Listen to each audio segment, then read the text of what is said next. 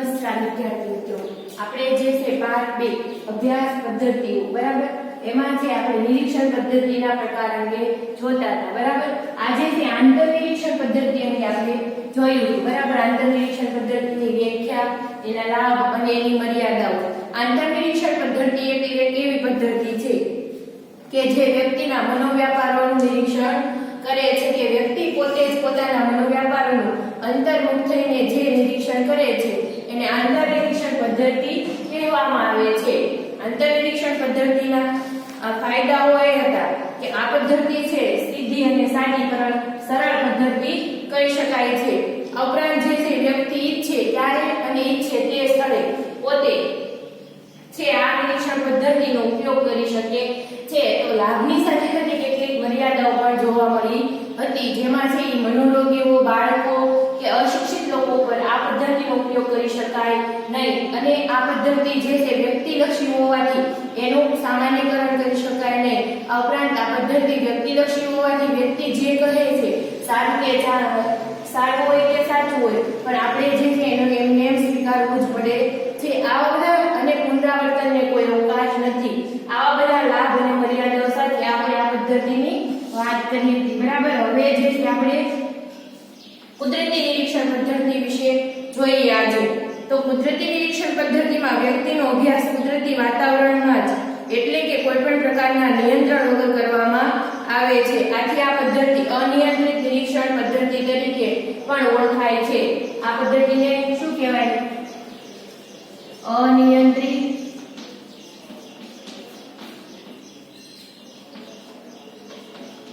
નિરીક્ષણ પદ્ધતિ.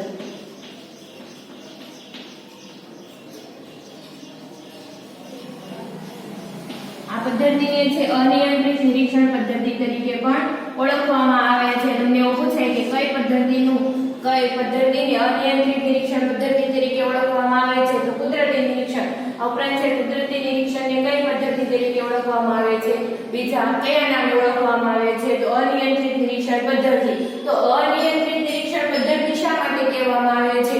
કે આ પદ્ધતિ છે એમાં એવી બાબતોનો અભ્યાસ કરવામાં આવે છે, વ્યક્તિનો અભ્યાસ કુદરતી વાતાવરણમાં જ કરવામાં આવે છે. એટલે કે કોઈ પણ પ્રકારના નિયંત્રણ વગર વ્યક્તિ જે વર્તન કરતા હોય એનું જે છે વસ્તુલક્ષી રીતે માપન કરવામાં આવે છે. એમાં કોઈ પણ પ્રકારનું નિયંત્રણ જે છે પ્રયોગકર્તા દ્વારા લગાડવામાં આવતું નથી. એટલે કે વ્યક્તિના વર્તનને આપણે છે કોઈ પણ ચોક્કસ દિશા સૂચન કરી શકીએ નહીં. વ્યક્તિ જેવો છે જે પરિસ્થિતિમાં જેવું વર્તન કરે છે એ જ વર્તનનો અભ્યાસ કરવામાં આવે છે. આથી આ પદ્ધતિને અનિયંત્રિત નિરીક્ષણ પદ્ધતિ તરીકે પણ ઓળખવામાં આવે છે.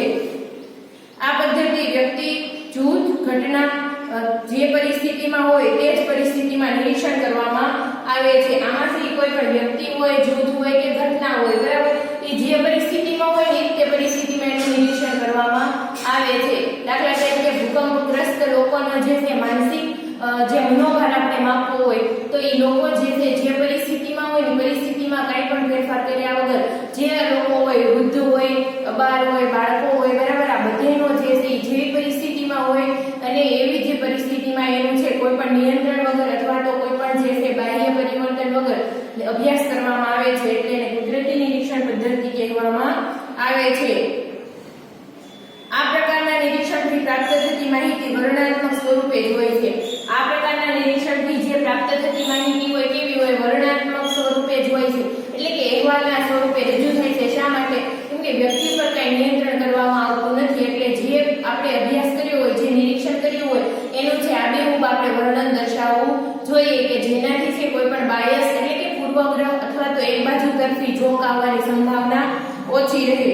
અહીં નિરીક્ષણકર્તા દ્વારા કોઈ પણ પ્રકારના સાધનોનો ઉપયોગ કર્યા વગર જ ચોક્કસ ઘટનાના સંદર્ભમાં પ્રાણી, વ્યક્તિ કે સમૂહના વર્તનનું નિરીક્ષણ કરવામાં આવે છે. અહીંયા છે નિરીક્ષણકર્તા દ્વારા કોઈ પણ પ્રકારના સાધનોનો ઉપયોગ કરવામાં આવતો નથી, કેમ કે આમાં કોઈ નિયંત્રણ મૂકવાનું હોતું નથી. એટલે કોઈ પણ પ્રકારના સાધનોનો ઉપયોગ કરવામાં ન આવે. માત્ર ને માત્ર નિરીક્ષણ કરતા હોય, પોતાની આંખો દ્વારા જોઈ અને કોઈ પણ સમૂહ, વ્યક્તિ કે પ્રાણીનું શું કરતા હોય? નિરીક્ષણ કરતા હોય અને અહેવાલ સ્વરૂપે એના વર્તનની ભાતો દર્શાવતા જોવા મળે છે. દાખલા તરીકે આતંકવાદના હુમલા બાદ ગામના લોકોના માનસ પર છવાયેલા ડરનો અભ્યાસ.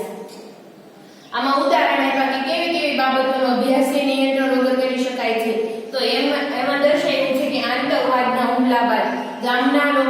જે છે, જે આતંકવાદનો ભય સવાયેલો છે, ડર સવાયેલો છે, એનો અભ્યાસ કરવા માટે તો કેવી પરિસ્થિતિ જે આપણે ન્યૂઝપેપરમાં અથવા તો ટીવી ચેનલોમાં લાઈવ જોતા હોઈએ, બરાબર, કે અતિવૃષ્ટિ થયા પછીના લોકોની હાલત શું છે, આવું છે ન્યૂઝ રિપોર્ટર વાળા દર્શાવતા હોય, અથવા તો આવા કંઈ પણ આતંકવાદી હુમલા થઈ ગયા હોય તો ત્યાં જઈને આ લોકો છે લાઈવ જે છે રિપોર્ટ દર્શાવતા હોય, બરાબર. તો એમાં એ લોકો સાધનોનો ઉપયોગ કરે છે માત્ર લોકસમૂહ માટે બતાવવા માટે, પરંતુ આ કુદરતી નિરીક્ષણમાં કેવું હોય છે કે કોઈ પણ સાધનોનો ઉપયોગ કર્યા વગર જેને સંશોધન કરવું હોય છે પોતે ત્યાં જઈ અને એક અહેવાલ રજૂ કરે છે કે લોકોમાં જે છે ભયનો માહોલ એટલા પ્રમાણમાં જોવા મળ્યો હતો, બાળકોમાં, સ્ત્રીઓમાં, આવું બધું વિશ્લેષણ કરી અને વર્ણન દર્શાવવામાં આવે છે. 2 તાસ વચ્ચેના સમયમાં વર્ગના વિદ્યાર્થીઓના વર્તનનો અભ્યાસ.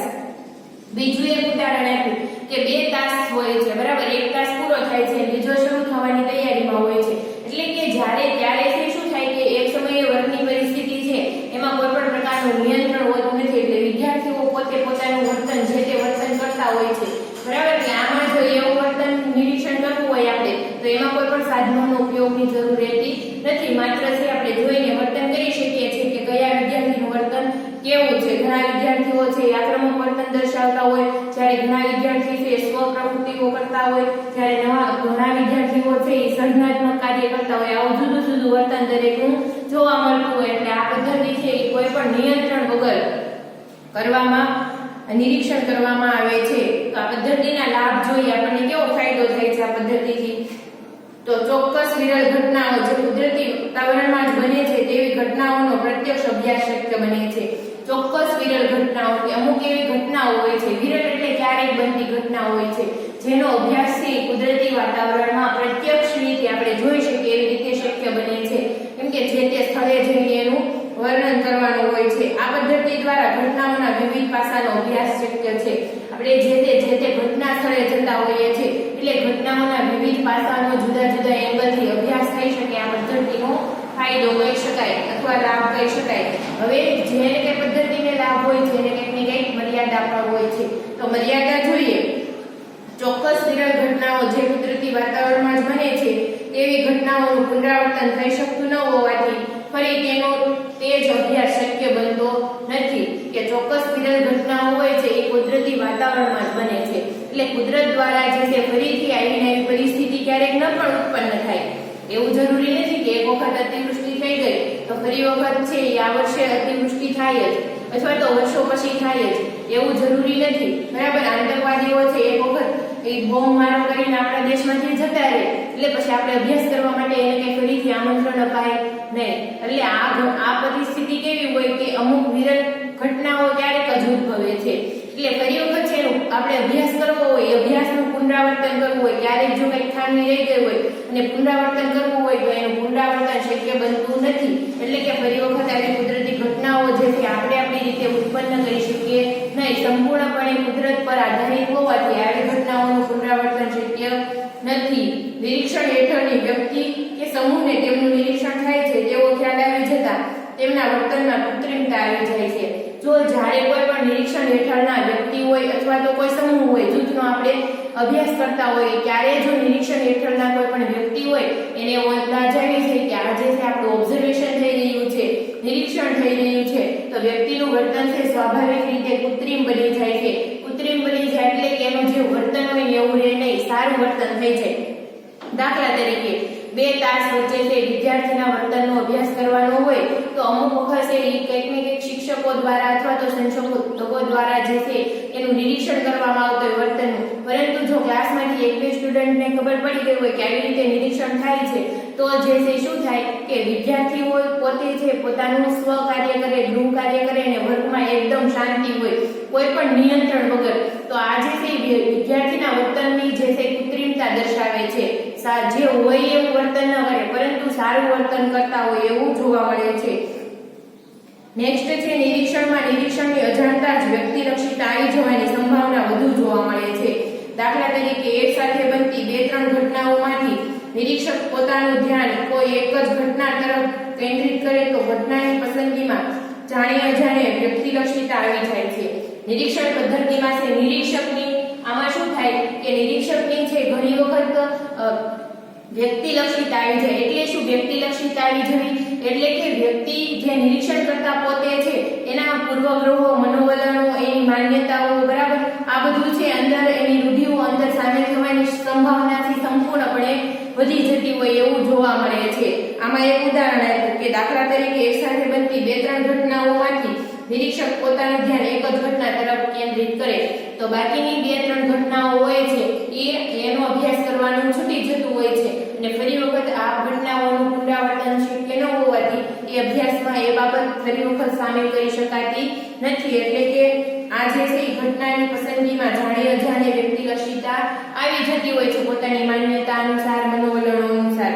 બરાબર, આ હતી આપણી કુદરતી નિરીક્ષણ પદ્ધતિ. કે એ કુદરતી નિરીક્ષણ એટલે શું કે વ્યક્તિનું જેવું વર્તન હોય ને, જેવું વ્યક્તિનું વર્તન હોય એવું સ્વીકારીને એનું નિરીક્ષણ કરવામાં આવે કોઈ પણ નિયંત્રણ વગર. એટલા માટે આને અનિયંત્રિત નિરીક્ષણ તરીકે પણ ઓળખવામાં આવે છે અને મોટાભાગે આ બધું પરીક્ષણ છે કુદરતી ઘટનાઓનું જ કરવામાં આવે છે. હવે જોઈએ આપણે વ્યવસ્થિત નિરીક્ષણ પદ્ધતિ. બરાબર, નિરીક્ષણ પદ્ધતિના એક પ્રકાર તરીકે વ્યવસ્થિત નિરીક્ષણ પદ્ધતિ અંગે જોઈશું. તો કુદરતી નિરીક્ષણની સૌથી મોટી મર્યાદા એ છે કે તેમાં નિરીક્ષક એક સમયે જે ઘટના પર ધ્યાન આપી શકે છે અને માત્ર તે જ ઘટનાને લગતી બાબતો વિશે માહિતી પ્રાપ્ત થાય છે. તો કુદરતી નિરીક્ષણની આપણે હમણાં જ મર્યાદા જોઈ કે કોઈ પણ જે નિરીક્ષક છે, બરાબર, એ પોતે કોઈ 1-2-3 જ્યારે ઘટના ઉત્પન્ન થતી હોય ત્યારે કુદરતી નિરીક્ષણ કરનાર નિરીક્ષક છે એ માત્ર એક જ ઘટના પર ફોકસ કરી શકે કે એક સાથે 2-3 ઘટના પર ફોકસ કરી શકે નહીં.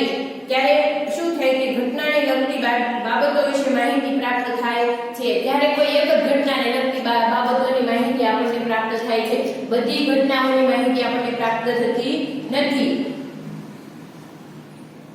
આથી નિરીક્ષણને વધારે વિશ્વસનીય બનાવવાના હેતુથી કુદરતી નિરીક્ષણની પરિસ્થિતિમાં નિરીક્ષકે સમયની સાથે સાથે કેટલાક ટેકનિકલ સાધનો જેવા કે એક બાજુથી જોઈ શકાય તેવો પડદો, વન વે સ્ક્રીન કહેવામાં આવે છે, tape recorder, camera, video camera વગેરે સાધનોનો ઉપયોગ કરવાનું શરૂ કર્યું.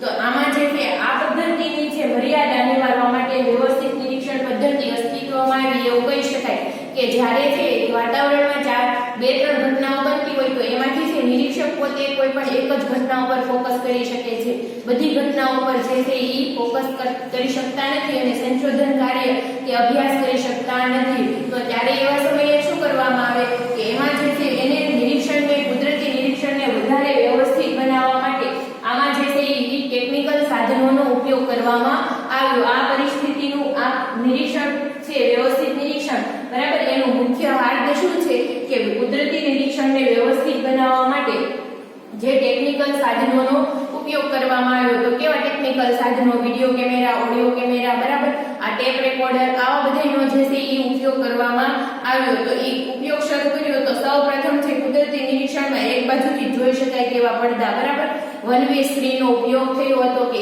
જે છે એ આપણે ઘણી વખત મકાનમાં અથવા તો શાળાઓમાં આવા કાચ જોતા હોય કે બહારનું જે છે એ તમને અંદર બતાય પણ અંદરનું બહાર કઈ બતાય નહીં, બરાબર. એટલે કે એક જ બાજુથી જોઈ શકાય, એક બાજુથી જોઈ ન શકાય એવા જે છે વન વે સ્ક્રીનનો ઉપયોગ કરવામાં આવ્યો છે.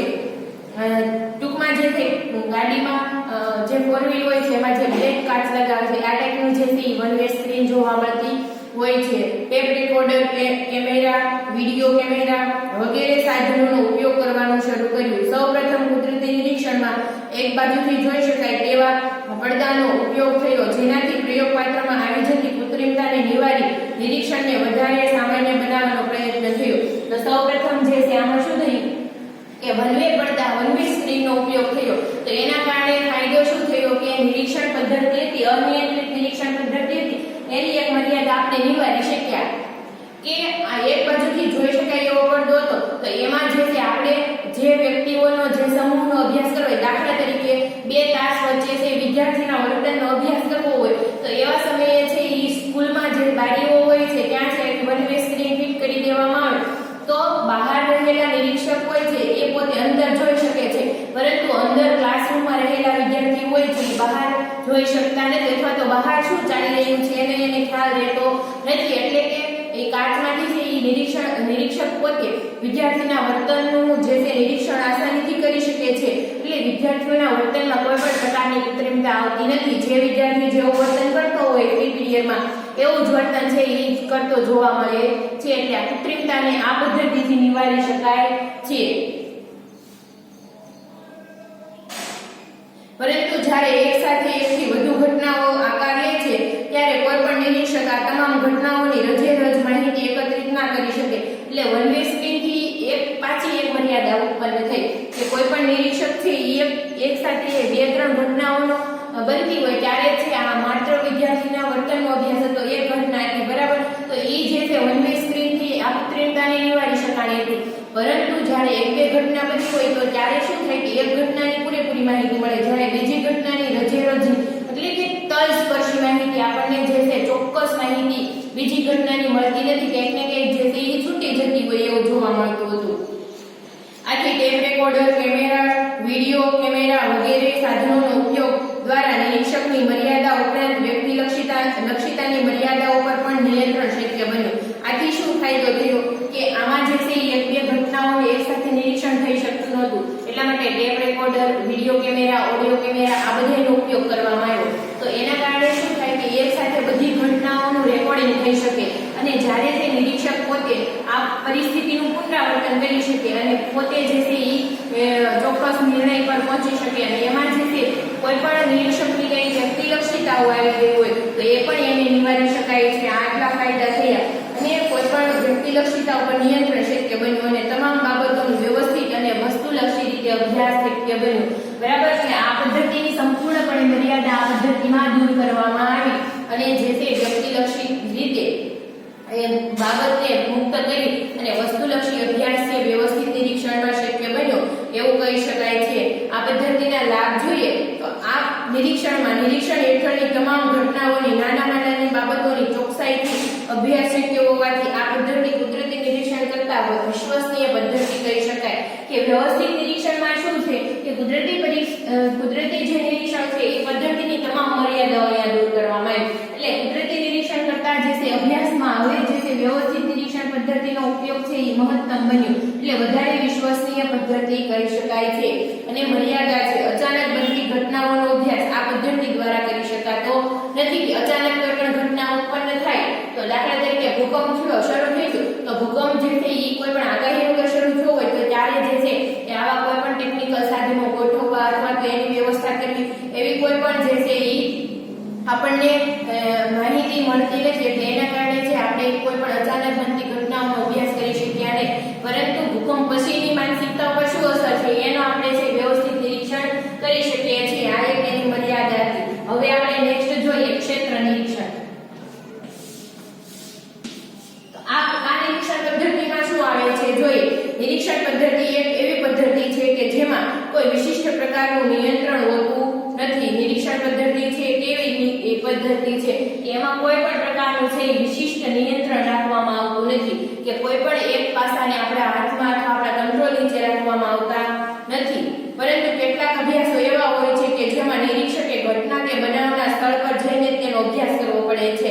આવા અભ્યાસને ક્ષેત્ર નિરીક્ષણ કહે છે. ક્ષેત્ર એટલે શું દર્શાવે? ચોક્કસ સ્થાન દર્શાવે, બરાબર.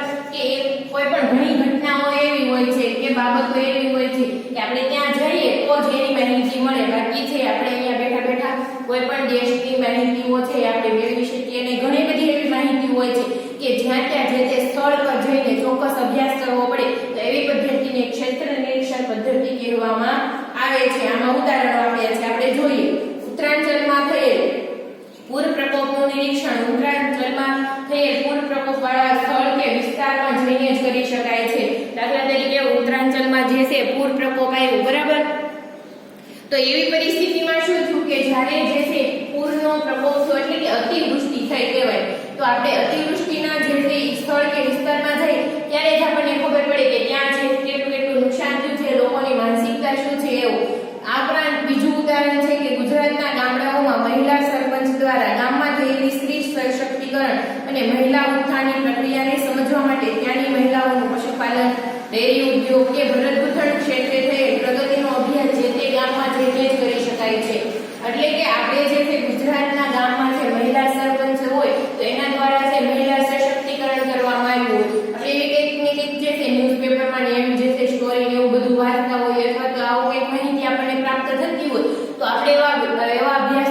એવા વર્તનનો અભ્યાસ કરવો હોય, મહિલા સશક્તિકરણ થયું તો એના કારણે મહિલાના વર્તનમાં શું શું ફેરફાર થયો, આવી બાબતનો આપણે જ્યારે અભ્યાસ કરવો હોય તો આપણે જે તે ગુજરાતનું જે તે ગામડું છે બરાબર, તો ત્યાં જઈને હકીકતમાં આ જે છે સશક્તિકરણની પ્રક્રિયા કેટલા પ્રમાણમાં વેગમાં છે એવું જોવું હોય તો ત્યાંનો ડેરી ઉદ્યોગ, પશુપાલન, ભરત ગૂંથણ ક્ષેત્રે થયેલ પ્રગતિ, આ બધાનો અભ્યાસ કરી ક્ષેત્ર પર જઈને આ બધાનો અભ્યાસ કરી જે તે ગામડામાં જઈને આપણે શું કરી શકીએ, એનું નિરીક્ષણ કરી શકીએ છીએ, એટલે એને ક્ષેત્ર નિરીક્ષણ કહેવામાં આવે છે.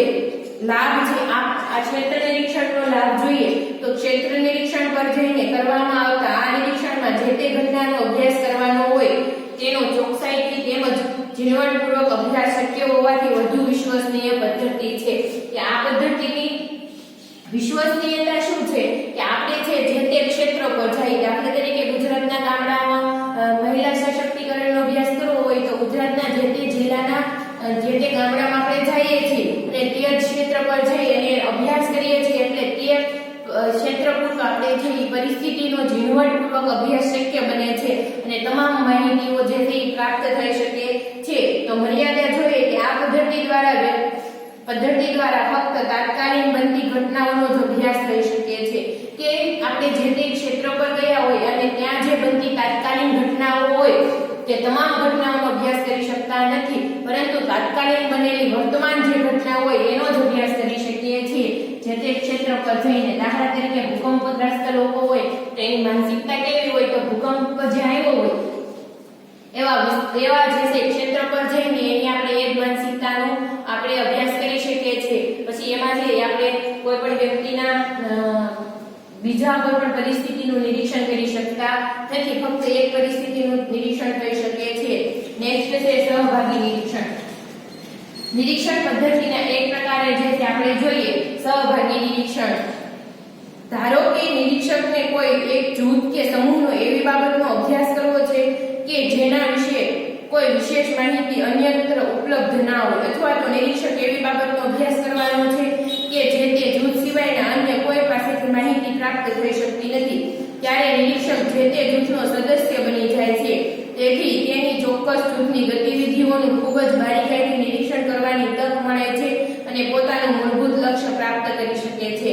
આ પ્રકારના અવલોકનનો મુખ્ય લાભ એ છે કે નિરીક્ષક પોતે જૂથના સદસ્ય હોવાથી જૂથના અન્ય સભ્યોનો વિશ્વાસ સંપાદિત કરી કુદરતી વાતાવરણમાં જ ઇચ્છિત અભ્યાસ કરી શકે છે.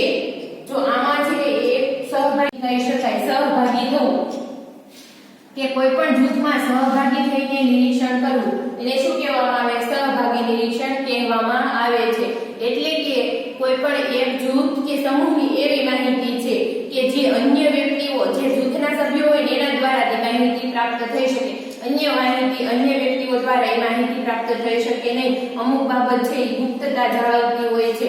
ત્યારે જે છે અભ્યાસ કરવો હોય તો નિરીક્ષક શું કરે છે પોતે કે જે તે જૂથનો સભ્ય બની જાય છે અને એ જૂથનો સભ્ય બની અને એમાં જે છે એ પોતે નિરીક્ષણ કરે છે અને એને ઈચ્છતા પરિણામો છે એ મેળવે છે અને એના કારણે છે જૂથની ગતિવિધિઓ હોય છે, એટલે કે જૂથની જે પ્રવૃત્તિ હોય છે, વ્યક્તિનું જે વર્તન હોય છે એનું બારીકાઈથી એટલે કે ઝીણવટપૂર્વક જે છે એ વર્તન કરી શકે છે. અને લાભ એ છે કે આમાંથી એ નિરીક્ષક પોતે જૂથનો સદસ્ય બની જાય છે અને એટલા માટે જે છે એ સદસ્ય બની જાય છે, એટલે કે એ જૂથના સભ્યોનો વિશ્વાસ છે એ સંપાદિત કરી શકે છે. એટલે કે બીજા કોઈ વ્યક્તિને એના પર શક પણ થતો નથી કે આ બહારનો વ્યક્તિ છે અને આપણી માહિતી મેળવવા માટે આવ્યો છે અથવા તો આપણા વર્તનનું જે છે નિરીક્ષણ કરે છે, એટલે કૃત્રિમતા આવવાની પણ સંભાવના રહેતી નથી. દાખલા તરીકે આમાં આપ્યું છે કે કોઈ ઢોંગી બાબાની પોલ ખોલવાની હોય તો તેના પરમ શિષ્ય બની અંદરની માહિતી મેળવી શકાય છે. કોઈ પણ એવા ઢોંગી બાબા હોય છે બરાબર, કે જે અત્યારે આપણે ન્યૂઝપેપરમાં ને બધે વાંચતા હોય કે આ બાબાઓ અસ્તિત્વમાં, કોરોના કાળમાં છે આવા ઘણા બધા બાબાઓ હોય અસ્તિત્વમાં આવી ગયેલા છે કોરોના મટાડવા માટે ની જે છે અંધશ્રદ્ધા ટૂંકમાં જે હંબક ચલાવતા હોય છે બરાબર. તો આવા બાબાઓની પોલ ખોલી હોય કોઈ પણ ઢોંગી બરાબર, કે જે ધર્મના નામે જે છે પોતાનું ભરણ પોષણ કરતા હોય અથવા તો ધાર્મિક સંપત્તિઓ એકત્રિત કરતા હોય, આવા લોકોની જે છે એ કોઈ પણ પોલ ખોલવી હોય તો શું કરવાનું કે જે તે બાબા હોય છે એનો પરમ શિષ્ય બનવાનું, બરાબર. અને પરમ શિષ્ય બની એને આશ્રમમાં રહી અને જે તે બાબાઓની બધી ગતિવિધિઓ હોય એના ઉપર આપણે માહિતી એકત્રિત કરવાની અને જરૂરી પુરાવા સાથે આવું જે તે કોઈ પણ પોલ બહાર પાડી શકીએ છીએ. નેક્સ્ટ છે માનવ વ્યાપાર સાથે સંકળાયેલ ટોળકી વિશે માહિતી પ્રાપ્ત કરવા માટે નિરીક્ષકે ટોળકીના સભ્ય બનીને માહિતી મેળવવી પડે છે કે માનવ વ્યાપાર છે, બરાબર. કે ઘણી વખત છે બાળમજૂરી માટે જે બાળકો હોય છે એને એક રાજ્યમાંથી બીજા રાજ્યમાં લાવવામાં આવતા હોય છે, એક દેશમાંથી બીજા દેશમાં લઈ જવામાં આવતા હોય છે. અહીંયા બાળકો પાસેથી ખૂબ સખત મજૂરી કરાવવામાં આવે, એના પ્રમાણે એને ઓછું વળતર આપવામાં આવે અને બાળકોને છે ઘણી વખત વેચી દેવામાં આવે છે. આ માનવ વ્યાપાર એક પ્રકારનો શરૂ થઈ ગયો કે આવી રીતે છે છોકરીઓ સાથે પણ કરવામાં આવે છે, બરાબર. એટલે કે માનવોનો વ્યાપાર કરવામાં આવે તો આવી જે ટોળકી હોય છે, બરાબર, કે જે આવું કૃત્ય કરતા હોય છે તો એ લોકો છે ટોળકીના સભ્યો કોઈ પણ આપણને એની માહિતી આપતા નથી. તો એવા સમયે શું કરવાનું કે એ જૂથના સભ્ય બની અને એનો એક સભ્ય બની જવાનું અને ટોળકીની ગતિવિધિઓ ઉપર ધ્યાન રાખવાનું. આપણે પણ હમણાં એવું છે એક જે છે ભારતમાંથી છોકરા બાળકોને લઈ જવામાં આવતા હતા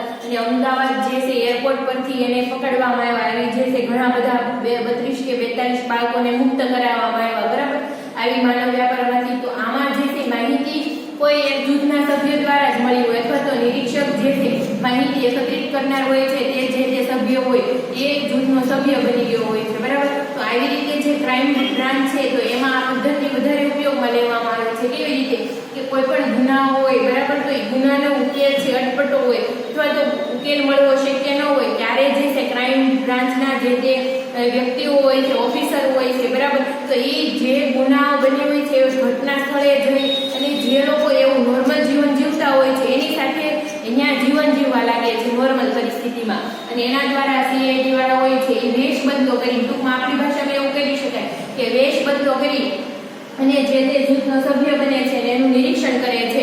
આ પદ્ધતિ આમ તો પ્રાચીન પદ્ધતિ કહી શકાય, કેમ કે આપણા દેશમાં જે રાજાશાહી હતી ત્યારે રજવાડોમાં રાજા છે પોતાની પ્રજા સુખી છે કે રાજાથી સંતુષ્ટ છે કે કેમ તે જાણવા માટે છે એ શું કરવામાં આવતું કે રાજા પોતે વેશ બદલી ગ્રામજનોનો વેશ પહેરી અને છે રાજ્યમાં આવા લોકો દ્વારા રાજ્યના જે લોકો હોય છે પોતાના રાજ્યના, બરાબર, રજવાડાના જે લોકો હોય છે એને મળે છે, એના ખબર અંતર પૂછે છે અને રાજા વિશે પૂછપરછ કરે છે. રાજાઓ હોય તો પણ જે છે આવું કરે, નિરીક્ષણ કરે છે અને એના આધારેથી રાજ્યમાં જરૂરી સુધારા વધારા કરતા હોય એવું જોવા મળે છે, બરાબર. રામાયણમાં પણ જે છે રામ આવા છુપાવે છે એ ગ્રામજનોની વાત જે છે સાંભળે છે અને એના કારણે શું થાય છે સીતાને વનવાસ જે થાય છે એ આખી ઘટના સહભાગી નિરીક્ષણને પર આધારિત હોય એવું પણ કહી શકાય છે, બરાબર. એટલે કે આ પ્રાચીન જે છે પદ્ધતિ આપણી ભાષામાં કહી શકાય છે. હવે જોઈએ આ પદ્ધતિના લાભ. અન્ય ક્ષેત્રે અપ્રાપ્ય માહિતી આવા નિરીક્ષણ દ્વારા નિરીક્ષક સરળતાથી પ્રાપ્ત કરી શકે છે. કે અન્ય કોઈ પણ ક્ષેત્રે અપ્રાપ્ત માહિતી હોય, બરાબર, કે માહિતી જે છે ક્યાંય લીકેજ જ ન થતી હોય, બધા જે છે પોતાના પ્રોટોકોલ પ્રમાણે જે છે માહિતી મેળવતા હોય તો આ માહિતી જે છે એ સરળતાથી પ્રાપ્ત થઈ શકે છે. કેમ કે જે તે વ્યક્તિ જે જૂથમાં જે છે એ જઈને માહિતી પ્રાપ્ત કરે છે. મર્યાદા જોઈએ તો આ પ્રકારના નિરીક્ષણમાં ક્યારેક નિરીક્ષક ના આશયથી તેના અંગેનો ખ્યાલ જૂથના બીજા લોકોને આવી જતા નિરીક્ષક આ કાર્ય પૂર્ણ કરવું અશક્ય બની જાય છે. જો નિરીક્ષણમાં આ પ્રકારના નિરીક્ષણમાં ક્યારેક જે છે નિરીક્ષકના આશયનો ખ્યાલ એટલે કે જૂથના અન્ય સભ્ય દ્વારા જે નિરીક્ષક પર શંકા જો જાય તો શું થાય કે આ જે છે નિરીક્ષણ પૂરું કરવું અશક્ય બની જાય છે. કેમ કે પછી લોકો એને જૂથમાંથી કાઢી મૂકે છે અથવા તો જીવનું જોખમ પણ રહેલું હોય છે, બરાબર. કોઈ પણ માનવ વ્યાપારની ટોળકી હોય તો એમાં જૂથના સભ્યો બન્યા હોય તો ટોળકી જે છે એકદમ ગુનાખોરીના કાર્ય સાથે સંકળાયેલી હોય એટલે તમામ પ્રકારના હથિયારનો એવો બધો ઉપયોગ કરી શકે છે. જો આ ટોળકીમાંથી જૂથના કોઈ પણ સભ્યને એમાંથી નિરીક્ષક પર શંકા જાય અથવા તો અવિશ્વાસ ઉત્પન્ન થાય તો નિરીક્ષકે એ પરિસ્થિતિમાંથી પોતાના માટે બચવું પણ મુશ્કેલ પડે છે. એટલા માટે નિરીક્ષણ અધૂરું રહે છે અને પછી ક્યારે પૂરું થઈ શકતું નથી. કેમ કે લોકો જે છે એ અને આશયનો અંદાજ આવી જાય છે. એટલે આમાં જે છે સાવચેતી રાખવાની ખૂબ જરૂર પડે છે. હવે નેક્સ્ટ જોઈએ તુલનાત્મક નિરીક્ષણ પદ્ધતિ. હવે આપણે જોવાની છે તુલનાત્મક નિરીક્ષણ પદ્ધતિ. તો તુલનાત્મક નિરીક્ષણ પદ્ધતિ એટલે શું? તુલના કરવી. આ બાબતના નામ પરથી જ આપણને છે આ પદ્ધતિઓ સરળ પદ્ધતિ કહી શકાય તુલના કરવી બરાબર કે આપણે જે છે કોઈ પણ બે બાબતની બે જૂથની બે વ્યક્તિઓની બરાબર દાખલા તરીકે આપણે કોઈ પણ તુલના કરવી હોય તો ક્લાસના વિદ્યાર્થીઓમાં આપણે કહી શકીએ કે કોઈ પણ રમેશ નામનો જે વિદ્યાર્થી છે એના કરતા મહેશ નામનો વિદ્યાર્થી છે એ હોશિયાર છે તો શેના આધારે થઈ શકે એની તુલનાઓ કોઈ પણ ચોક્કસ પરિણામ હોય બરાબર એના આધારે અથવા તેના વ્યક્તિત્વ ગુણો હોય એના આધારે જે છે તુલના થઈ શકે તો તુલનાત્મક નિરીક્ષણ એટલે શું આપણે જોઈએ જ્યારે કોઈ પણ બે જૂથ કે બે વ્યક્તિના વર્તનની તુલના કરવી હોય ત્યારે તુલનાત્મક નિરીક્ષણ પદ્ધતિનો ઉપયોગ કરવામાં આવે છે જ્યારે કોઈ પણ બે જૂથ કે બે વ્યક્તિઓના વર્તન વચ્ચેનો જે છે એ અભ્યાસ ત્યાં વ્યક્તિના વર્તનની તુલના કરવાની હોય ત્યારે જે પદ્ધતિનો ઉપયોગ કરવામાં આવે એને શું કહેવામાં આવે તુલનાત્મક નિરીક્ષણ પદ્ધતિ કહેવામાં આવે છે ખાસ કરીને બંને જૂથોનું નિરીક્ષણ કરી નિરીક્ષક દ્વારા જૂથોની તુલના કરી ચોક્કસ નિષ્કર્ષ તારવવામાં આવે છે એટલે બંને જૂથોનું છે એ નિરીક્ષણ કરી અને બંને જૂથમાંથી જે કયું જૂથ ચડિયાતું છે કઈ દ્રષ્ટિએ ચડિયાતું છે આવો ચોક્કસ નિષ્કર્ષ તારવવામાં આવે છે દાખલા તરીકે આધુનિક કિશોર અને પ્રૌઢ વ્યક્તિનું ટેકનોલોજીનું જ્ઞાન આમાં ઉદાહરણ આપ્યું કે દાખલા તરીકે આધુનિક કિશોર છે અને પ્રૌઢ વ્યક્તિ છે તો આ બંનેમાં જે છે એ કોનામાં ટેકનોલોજીનું જ્ઞાન વધારે છે તેનો અભ્યાસ છે આપણે તુલનાત્મક રીતે કરી શકીએ ઉપરાંત સરકારશ્રી તરફથી ગ્રામ્ય અને શહેરી વિસ્તારોમાં પ્રાપ્ત થતી શૈક્ષણિક આરોગ્ય સવલતોનો તુલનાત્મક અભ્યાસ સરકારશ્રી દ્વારા જે સવલતો પ્રાપ્ત થાય છે શૈક્ષણિક સવલતો અને પ્રાથમિક સુવિધાઓની આરોગ્ય સવલતો બરાબર તો ગામડામાં વધારે પ્રાપ્ત થાય છે લોકો ગામડામાં એનો વધારે લાભ લે છે કે શહેરમાં વધારે પ્રાપ્ત થાય છે કે શહેરમાં લોકો એનો વધારે લાભ લે છે આ બંનેનું નિરીક્ષણ કરીને આપણે ચોક્કસ નિષ્કર્ષ પર આવી શકીએ ચોક્કસ સરકારની યોજનાઓનો અભ્યાસ કરી અથવા લોકોનો સંપર્ક કરી નિરીક્ષણ કરી અને ચોક્કસ નિષ્કર્ષ પર આવી શકીએ છીએ આ પદ્ધતિના લાભ જોઈએ તો સરખામણી માટે આ પદ્ધતિ અન્ય કરતા વિશ્વસનીય છે જ્યારે સરખામણી કરવાની હોય ત્યારે આ પદ્ધતિ જે છે એ વધારે વિશ્વસનીય છે ઉપરાંત જે છે મર્યાદા જોઈએ તો આ પદ્ધતિમાં તુલનાત્મક અભિગમ હોવાથી અન્ય માહિતી પ્રાપ્ત થતી નથી માત્ર આપણે જે બાબતની સરખામણી કરવાની હોય એ જ બાબતની માહિતી પ્રાપ્ત થાય છે અન્ય બાબતની એટલે કે અન્ય જૂથમાં રહેલા વ્યક્તિઓના અન્ય વ્યક્તિત્વ ગુણો છે એની માહિતી પ્રાપ્ત થતી નથી માત્ર ને માત્ર જેની તુલના કરવાની હોય એવા જ પાસાઓની માહિતી આપણને પ્રાપ્ત થાય છે તો આપણે જે છે એ નિરીક્ષણ પદ્ધતિના પ્રકારો અંગે જોયું આંતર નિરીક્ષણ કુદરતી નિરીક્ષણ વ્યવસ્થિત નિરીક્ષણ ક્ષેત્ર નિરીક્ષણ સહભાગી નિરીક્ષણ અને તુલનાત્મક નિરીક્ષણ પદ્ધતિ વિશે માહિતી મેળવી બરાબર આજે છે અભ્યાસ પદ્ધતિઓમાં પહેલી નિરીક્ષણ પદ્ધતિ અંગે આપણે જોયું અને પ્રકારો જોયા લાભ અને મર્યાદાઓ પણ જોઈ અને ઉદાહરણ સાથે બરાબર હવે છે આપણે દીર્ઘકાલીન પદ્ધતિ સમકાલીન પદ્ધતિ અને વ્યક્તિ ઇતિહાસ પદ્ધતિ અંગે આવતા પીરિયડમાં જોઈશું આભાર